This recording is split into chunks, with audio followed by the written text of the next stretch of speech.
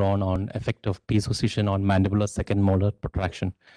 Professor Ilham is the head of orthodontics here at the College of Dental Medicine, and she's also the section head of research. She's an academician, clinician, and researcher of more than 20 years, and it's a great pleasure to invite her for the Journal Club this time. Thank you. Thank you, Nibo. Good afternoon, everyone. I shall start my presentation with declaration that I have no conflict of interest. So shall I just remove these? Okay. The lecture of the presentation, the title of my presentation is The Effect of Piezocision on Mandibular Second Molar Protraction. The outline of my presentation is a slight introduction, the basic biology of accelerated tooth movement, procedures and approaches that have been introduced to accelerate tooth movement, available evidence for the procedures that accelerate tooth movement, and finally, to present our research paper, which is to assess the effect of piezocision on the rate of mandibular first molar protraction. To start with, orthodontic treatment is on average, the duration of orthodontic treatment is 18 to 24 months.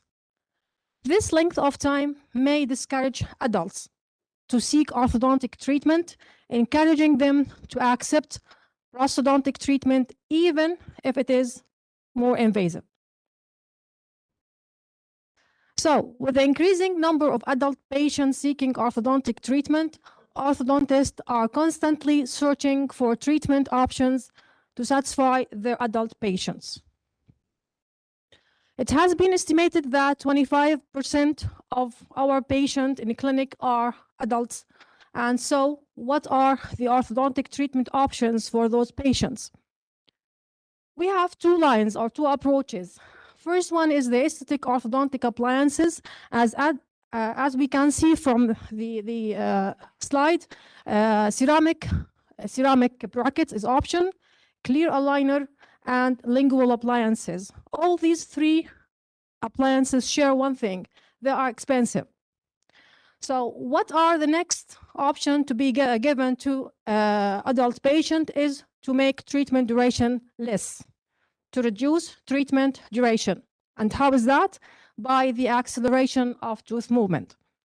So recently, the acceleration of orthodontic treatment started to gain interest by both patients and orthodontists, especially among the adult patient. They want less treatment time for social and for aesthetic reasons. Also, short treatment time means less side effects, less root resorption, less caries, and less gingival recession. So what is the basic biology behind the orthodontic treatment? We have to know that orthodontic treatment takes place as a result of bone remodeling around the teeth.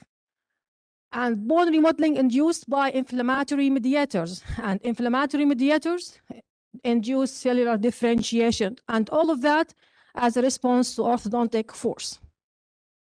So in this diagram, we can see that the application of force and the effect of application of force, there is tension and there is compression side in the periodontal ligament. In the compression side, I don't have a pointer. In the compression side, there is blood changes. The blood vessel, the blood flow will be reduced, and on the tension side, changes of blood flow will occur. This change in the blood flow will result in stimulation of mediators, chemical mediators, and chemical mediators will enhance or stimulate the bone resorption and bone apposition cells. Bone resorption on the pressure side and bone apposition on the tension side. So, based on that, how can we accelerate tooth movement? Is it by increasing the force? The answer is no. Increasing the force will result in necrosis because the blood vessels will be crushed. So necrosis will occur. And once necrosis occurs, resorption will occur from the far end of the bone, and this called undermining resorption. It delay the bone resorption and delay remodeling and delay orthodontic tooth movement. So it's not the magnitude of force that accelerates the orthodontic treatment. What exactly is acceleration of orthodontic movement is done by activation, increase the activation of the mediators, the cytokines. So anything that targeted the mediators will enhance the bone resorption. Frost in 1983 suggested that, or described a phenomenon, which is the regional acceleratory phenomenon. Defined it as once there is trauma to the tissues, whether it's hard or soft tissues, there will be increase in the cells, and thus this increase will increase the metabolism of these cells, our remodeling, and once remodeling increase, it is more tooth movement. Very important to know that also as a result of stimulation of these cells, the bone cells, there will be removal of calcium from the bone, and it will result in less resistance to tooth movement. So acceleration of tooth movement, we have two parts: enhance this, or stimulate the remodeling cells, and decrease the bone resistance. Both of those are important for the acceleration. So what are the methods available for the acceleration? The first one is the non-surgical, and the second one is the surgical one. Non-surgical acceleration, we have low friction brackets, micro screws, mechanical acceleration, low level therapy, laser therapy, and we have the administration of systemic medication. Whereas the surgical approaches, I will cover three of them: corticotomy, piezocision, and micro-osteoperforation. First one is the use of low friction brackets. As we can see, we have two types of brackets. The first type of bracket to the left, the wire is held in place by the same bracket. It's called self-ligating bracket. Whereas in the bottom here, the wire is held in place by elastomers. So here is more friction. So it has been suggested that because of friction, duration of treatment is longer in the standard or conventional appliance. This was not true. It's not based on evidence, as the evidence available suggests that there is no superiority of low friction brackets over the standard appliances. Okay?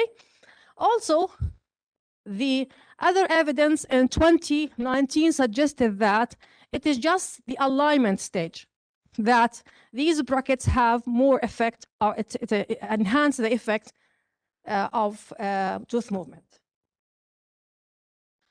Second approach to reduce orthodontic treatment time is the use of mini screws. The mini screws, they are screws attached to molar region or any other region where force is done against that screw, and it gives us absolute anchorage. It means that it is something fixed and we move teeth toward it. Again, literature says that it is not the case. Okay, it reduces the unwanted tooth movement from the posterior teeth, but it does not increase the duration of treatment. Third non-surgical approach to reduce treatment time is the use of the resonance or ultrasonic vibration. As we can see here from the picture, we use, there is a device that stimulates the teeth by the vibration of ultrasonic resonance. And it has been said that application of 20 minutes per day will increase the stimulation of cells that do remodeling. This is not the case, as 2018, a multi-center randomized clinical trial suggested that there is no effect of supplementary vibratory forces on rate of tooth movement. So this is not evidence-based. The next one is the low-level laser therapy. Again, it has been suggested it does stimulate the bone remodeling cells, and in 2020, triple-blind randomized clinical studies concluded that it is not the case. It does not accelerate tooth movement. Now, the administration of medication. We have many things that have suggested to increase the rate of tooth movement, and one of that is prostaglandins. It increases the bone resorption cells. However, it is also associated with side effects like root resorption. Vitamin D3, again, it has been suggested that it increases the activation of the osteoclast. Parathyroid hormone, again, suggested to increase the bone resorption cells, and if given continuously, but the osteoclast if given intermittently. Platelet-rich plasma has been indicated to have a good potential for increased rate of orthodontic treatment. These are the non-surgical approaches. Now we're coming to cover the surgical approaches. The first one is the corticotomy, and it is a flap raised. The method is performed by reflecting full flap and do linear cut through the cortical bone. As you can see from picture here, it is aggressive. And it is not that everyone like to do it. So it is aggressive procedure. The evidence about it, yes, it does increase the, it does accelerate orthodontic treatment, but it is very invasive, aggressive procedure, and not all orthodontists like to expose their patient to do it. So the next surgical procedure that is recommended is the piezocision, and it is the same as corticotomy, but it doesn't reflect flap. There is no reflection of flap. We have incision in the gum, and we have bone cut through the gum. It is suggested and described by Debart. So the evidence about the piezocision is good, as it is shown to accelerate the rate of canine retraction. Now, the third method is the micro-osteoperforation, and the micro-osteoperforation is bunch. They have a screw device like a propel, and it has a screw at the top of it. So we bunch the gum into different sizes. This punch will stimulate the bone remodeling, and it has been suggested that it causes trauma and it accelerates. The evidence present is not that good. El-Kapsi, the first one, she is one of our master student, and she did that, the mob, during our clinic, and the conclusion was there is no effect. It doesn't increase the rate of bone tooth movement. Another study also supplement that there is no acceleration, but recently in 2020, they found that it does accelerate, but not significantly. So I will go now to our research. I finished our overview of what I'm going to talk about in our research. So our research is the effect of piezocision on mandibular second molar protraction. The research team was Marwan Al-Ariqi, who was master student, and myself and Imad Al-Maraita as a co-supervisor. The background for our research is that when we are in clinics, we face with a situation, patients come to our clinics with extracted first molars. And we can see that large span, and it is recommended that this span to be filled with implant or 3-unit bridge. However, if the patient has third molar, we can still protract the second molar mesially and replace the missing teeth. However, this was difficult before, or it is still difficult because of the cortical bone. The bone is very hard to move teeth within. So based on the good reports from piezocision on the retraction of canine and the speed of the piezocision, or the effect of the piezocision to speed the alignment of teeth, we thought we can do the same with molar protraction.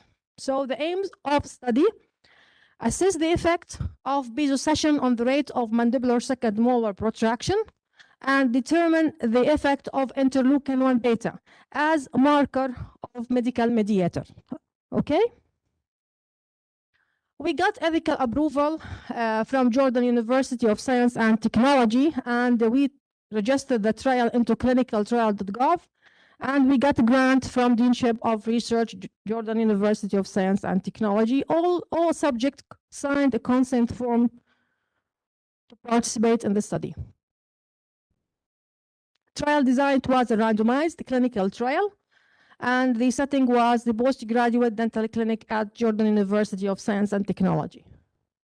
Sample size calculation was done using a G-Power program. So what are the inclusion criteria? Included patients were 20 to 27 years and above, because younger patients had different rate of tooth movement. That's why we didn't include them. Also, at least one extracted molar had one extracted mandibular molar, and at least 1 year of extraction. And this is why, because we want the bone to be corticated. We want a hard bone to be formed.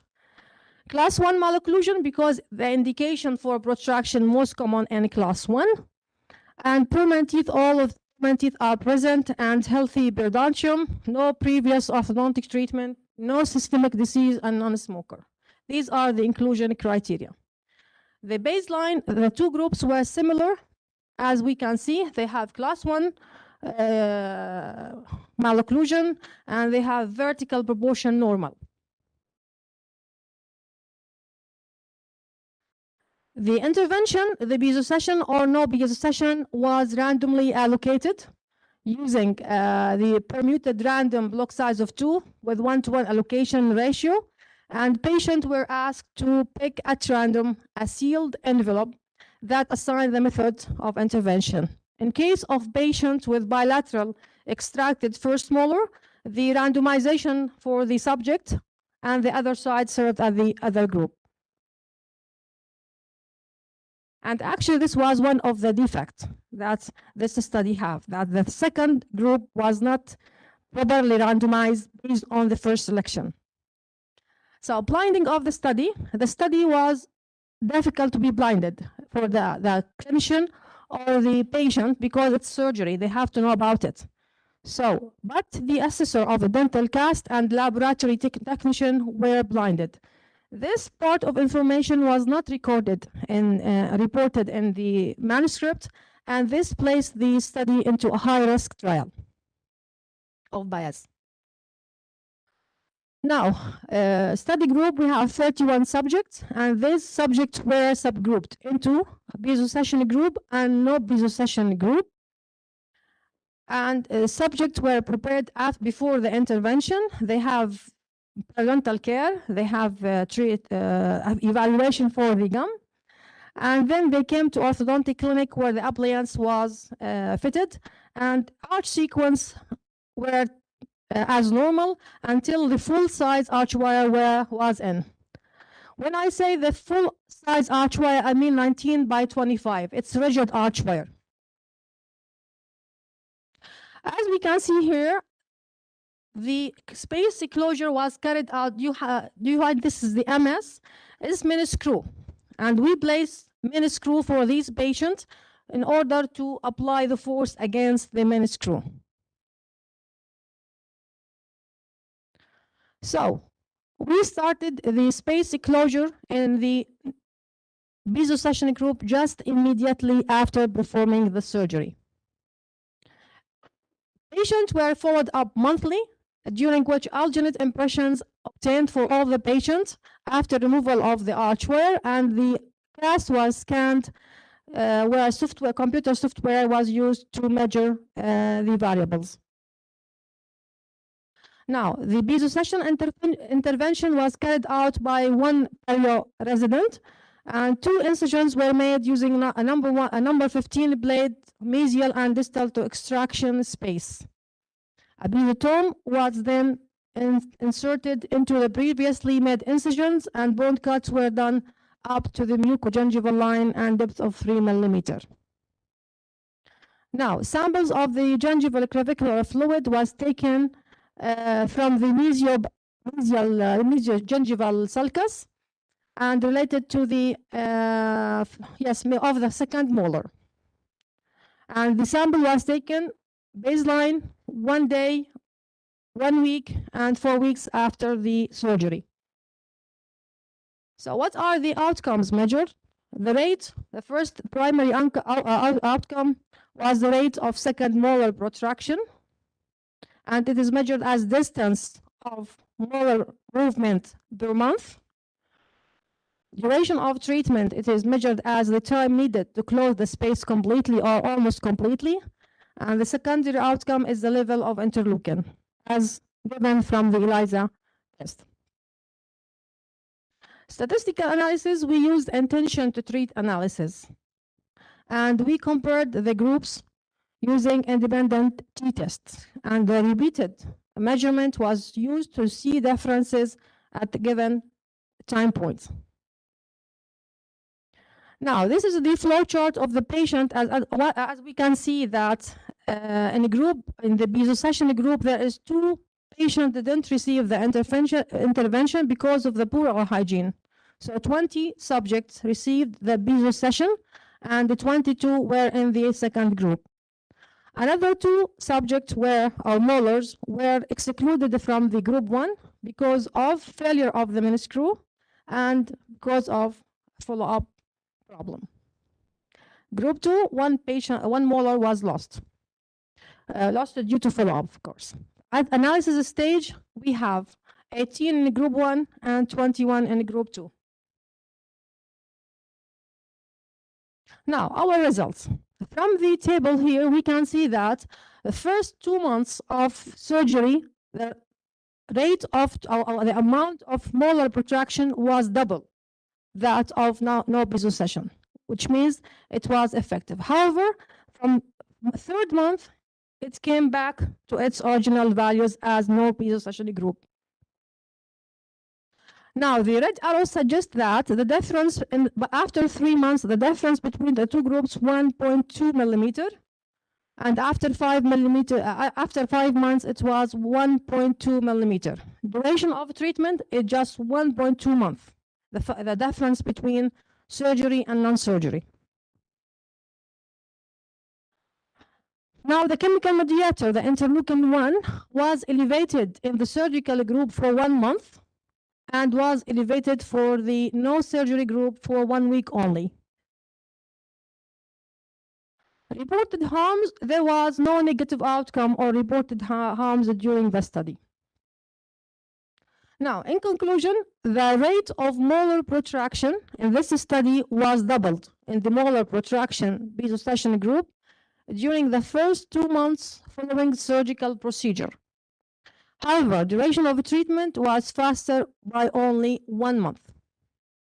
Level of interleukin was elevated for 1 month in a surgical group and for 1 week after orthodontic force application alone. What are the limitations of our study? Greater female to male ratio. This is one limitation. Single center study. The inclusion of bilateral extracted first molar is another limitation because it has to be done by subject, not by molar. Again, the use of alternate impression, then scan it again, is another limitation. Molar protraction force. As we can see that we have inserted the coil spring into the tube of first molar, and this may result in tipping of the first molar, and we should have applied it into a long arm T attachment. Consideration of TATS as stable structure is a limitation because it has been shown that TATS, although it provides very good anchorage, it's not absolute anchorage. It does lose during treatment. Again, another limitation is that measurement of the distance from the contact point of first molar may have neglected the tipping effect of application of force. The generalizability of our results, clinically, piezocision reduced orthodontic treatment by only 1 month, which doesn't justify added procedure even if it is minimally invasive. More evidence to justify the use of surgically assisted orthodontics as additional procedure is needed. After the publication of this manuscript, we received a letter from the one who has introduced this technique, Depart. And he was not happy with the outcome as being no effect. He wanted effects.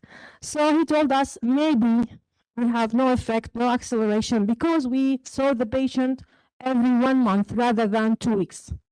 And the second thing he has given us why we may not have accelerated effect is because that the design of the surgery, we have to make more trauma to the gum to get the stimulation of the cells.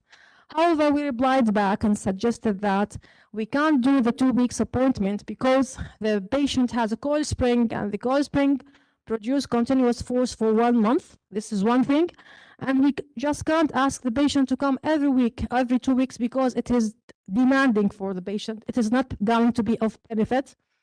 And regarding the design, they want us to do incision behind the second molar. It is very close to the retromolar area, and this may not be standardized for all patients. Now, regarding the randomized control trial standard checklist, did the study address the clearly focused research questions? I assume yes. What was the assignment to intervention randomized? It was partially for the bilateral extracted subjects.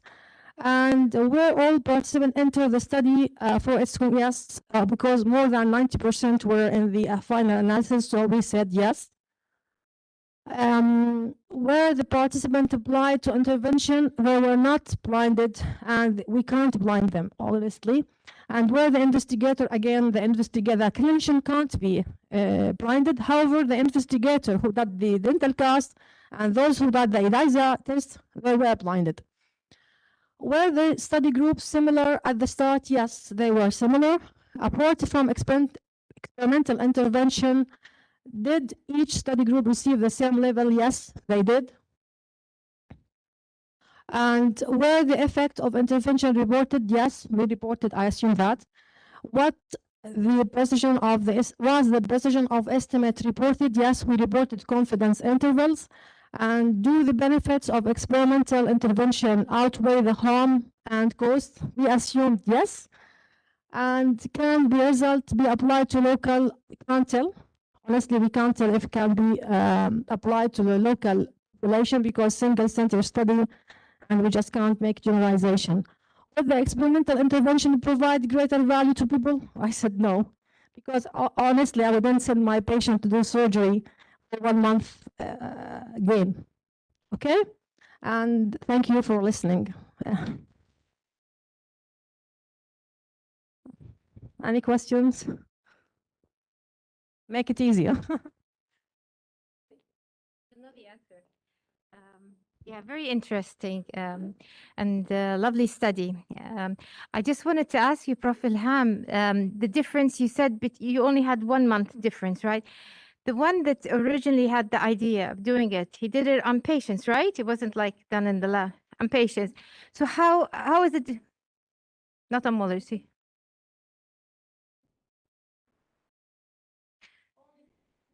Canines, yeah. And how was it? You said 1 month. What was his results?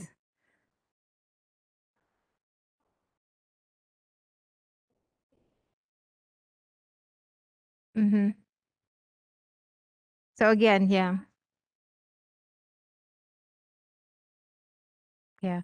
Okay. Thank you so much. Can I ask, is there anybody before me? No. Sorry. This study, I mean, thank you very much. It was very clear. This study actually is a very good example of what we teach our students about the minimal acceptable clinical difference. You see, because what people are doing is companies are making better products. For example, if you just take an example of a tablet which is anti-cancer, like a chemotherapy drug. All chemotherapy drugs have side effects. So the companies are introducing more lethal chemotherapy drugs, which might improve your chances of survival by 5%, but decrease the quality of your life by a lot more, right? Now, the question which clinicians have to ask is, what is the minimally acceptable difference between the two treatments that is acceptable to you as a clinician to recommend to your patients?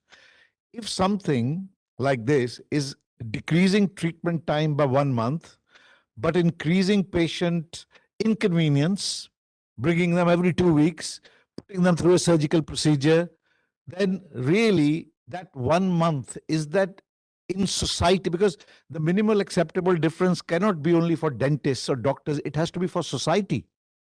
Is it acceptable for us to tell people that you should accept this treatment? So I think your study highlights this very well, that the minimal acceptable difference has to take into account society and people and their lives and their comfort. You know, if a young mother has 2 small children, nowhere to leave them, and you're saying come every 2 weeks to have, it's for 1 month treatment difference. It's no good, is it? So we don't want to increase that related to the surgery. Yeah. So I think 1 month is not good start to recommend it. What would you recommend? Though? How much time would you say it's gain? Like how much time gain would you say it's useful? Yes, I would say quarter of that time will make a difference. Quarter of that time, say that 3 or 4 months. Yes, yes, yes. Another one.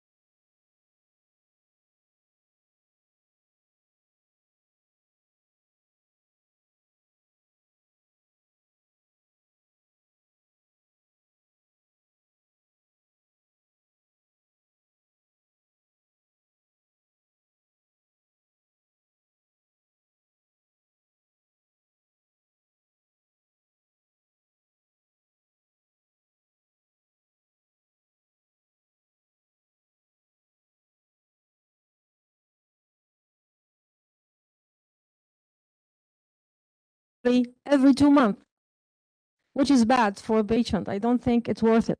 Just stay at the normal. Yes, yes. Okay, thank you. Yes, Faleh. Don't ask about mediators.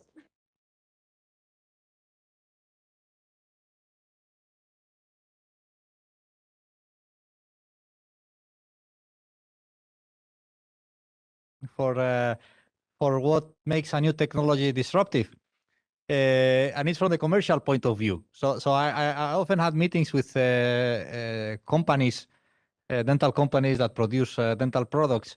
And usually the marketing people, if you have a product that doesn't improve whatever is in the market by a substantial margin, they don't even look at it. So you need to have like a benefit at least 30% of whatever is in the market to say, okay, yeah, we can penetrate the market with this new technology. If it's a marginal improvement, the cost that they will have to invest in marketing to get the product into sales are too high, so they drop it. So yeah, not only the significance is important, yes, also the impact. Yeah.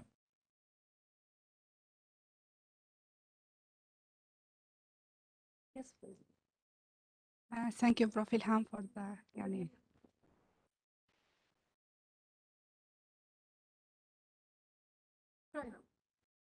Thank you, Prof. Ilham, for the excellent presentation. In the term of tooth movement, my question is about the use of the medical treatment or hormones such as the thyroid hormone. Yeah, I mentioned this in one of my slides. It is not invasive, but it can't be. It has side effects. It's not controlled. For example, parathyroid hormone had to be given in certain level. You want to know what exactly you want. Parathyroid hormone, if it is increased constantly, then it goes into bone resorption, activation of bone resorption cells. If it's given intermittently, then it is go to other cells, which is the bone resorption. So you don't know exactly what you want at that minute. So I think it is not that easy to administer a hormone or something and say I want that effect. Just you can't control it. Am I right, doctor? Yeah, also it's going to depend on the age.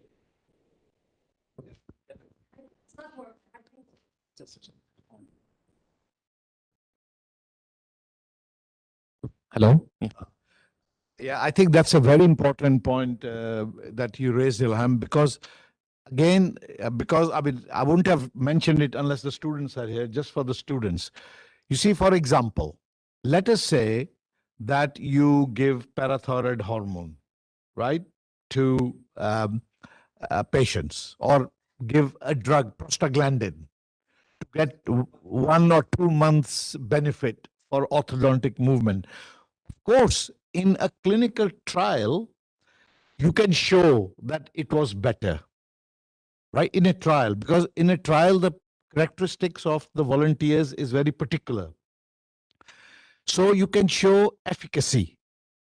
But if you take that product to the general public, half of the people will say refuse. I mean, I would never accept to have somebody inject a parathyroid hormone so that my canine can move a little bit quicker. I don't give a toss about that, right?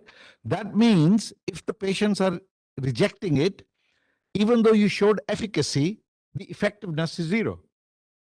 So in trial situations, many drugs and procedures are efficacious, but on a society level, the effectiveness is very low. So this is the problem with a lot of these things, that you might get efficacy of parathyroid hormone, but effectiveness on a population basis would be very, very low because nobody would accept it. Yeah. Do you have something to guarantee when it's gone? Will it affect the bones of Yes, the shoulders? there's no guarantee, no. The knees will move to the left. My shoulder will go like this. Things will be straight. Something sticking to your scalp. Okay, any more questions? Any more questions? Do you have any questions from our online audience? You can either unmute yourself or just put in the chat box. And just a reminder, for getting the CPD certificate, you can just click on the link in the chat box and fill up the evaluation form. Prof. Randa, yeah. Criteria. My voice is very loud. When you did the inclusion criteria, you took patients that had 4 millimeter periodontal pockets, right? So why is it 4? Usually we say up to 3 is healthy. So what was the reason of choosing 4 in the inclusion?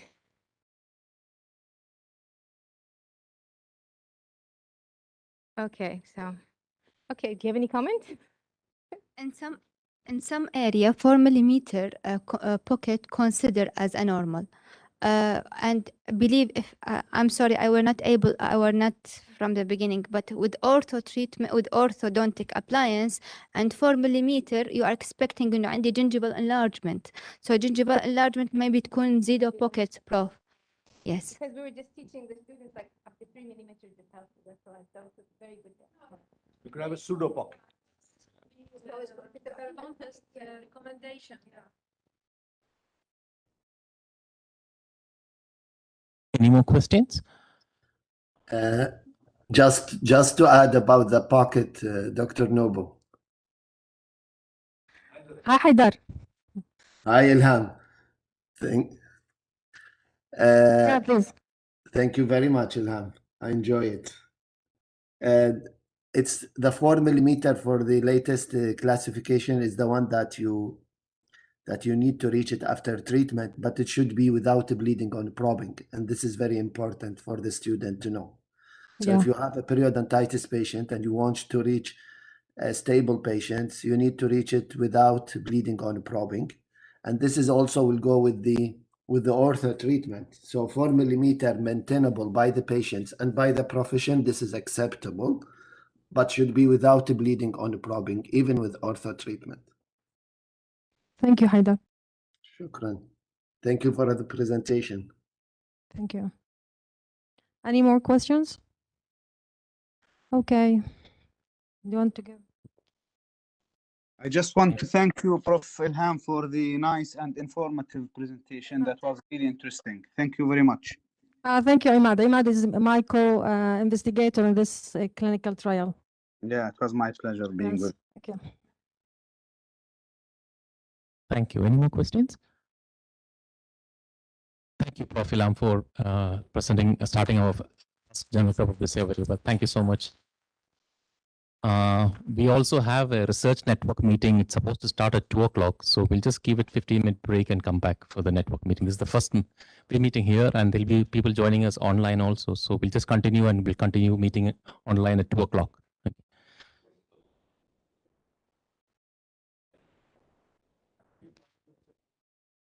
There is a pointer here.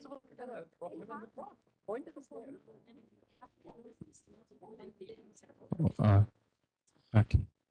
Stop it.